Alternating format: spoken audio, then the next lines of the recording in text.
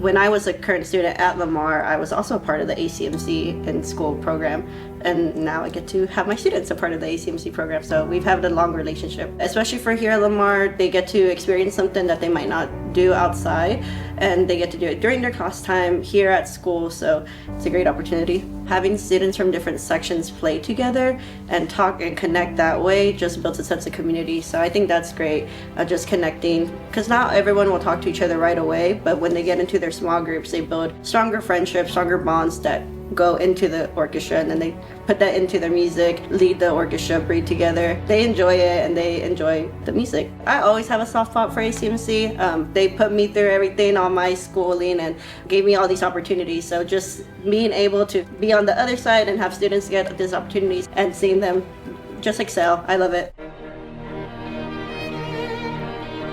In an orchestra setting, I do want to show them orchestral music most of the time. But chamber music and quartet music is just so different, and it's so intimate, and it's beautiful. They've really had a huge impact. What I really enjoyed about this was the fact that it was so accessible for the group to come in, and then everyone involved was very professional, kind, and patient and understanding. And that was really good for my students to see, especially at such a young age. The talking aspect and the face-to-face, it made it a lot more special and meaningful, and it was just so interactive, and I felt like that was such a good highlight. I felt like it really well reflected the chamber music aspect with the way that the group was able to talk to the students.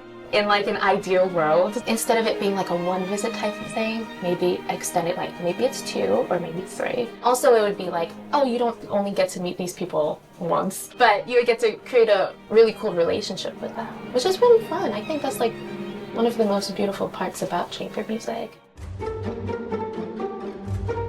The way that a live performance can spark creativity and interest in a young kid is unlike anything that you can get on YouTube or in a recorded audio segment. Nothing compares to having 4 real live musicians in front of you showing you their instrument and what it does. For a lot of students across the state and across the country, they might come from a family where their family either values live music or, thinks that it's important that their kid gets to experience that in some way, but there's ticket prices, there's access to that in the area that they live in, and what you see in a lot of Title I schools is that either there is not a lot of live music happening that's close to them, or the live music that is happening is far too expensive.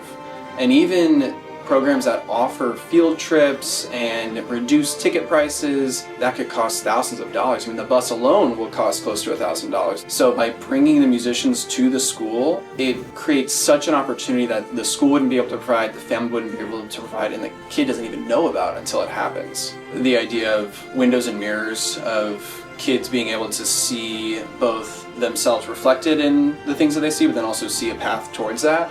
I think by seeing a professional musician in that kind of window of, wow, this level of musicianship is happening in my classroom, on my cafeteria stage, in our gym, using the same microphone that I'm going to use in a couple of weeks, it creates a level of relatability for the kids that you don't get from going to a concert hall.